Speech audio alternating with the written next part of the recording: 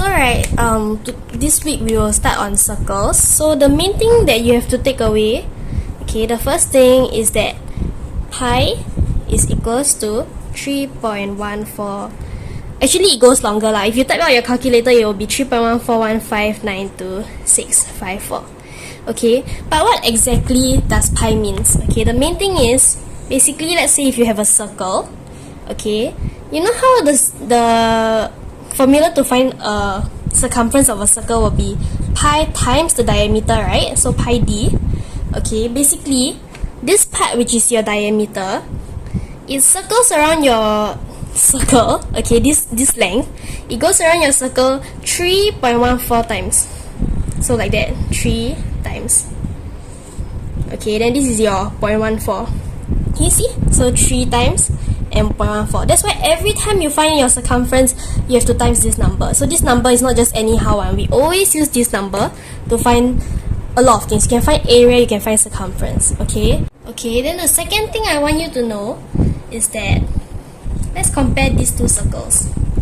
Okay, this one, circle A, let's call this circle A. Let's call this circle B. Okay, my diameter, this one will be, let's say, 3 cm, and this one will be 5 cm. Do you think the circumference of this circle is bigger or smaller than B? Okay, so actually it's quite obvious lah. For this one, circle A, the circumference is smaller and circumference B is bigger. Okay, so my main point is that the smaller the diameter, the smaller the circumference, and this one, the bigger the diameter, the bigger my circumference. Okay, so that's my second main point. Okay, and then now we have my third last point. Okay, my main point. Okay, so another thing is that, let's say I have a circle, okay, and then this is the center of the circle. You have to know that any point from the center to any point of the circle, the length is always the same. So let's say this part, right, is 5 cm.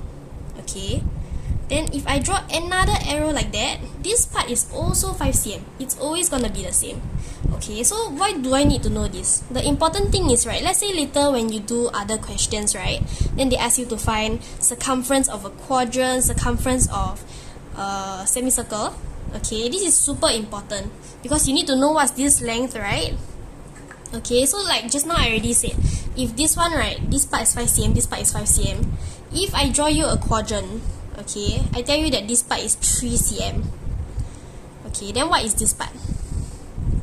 This part will also have to be 3 cm. Okay, because any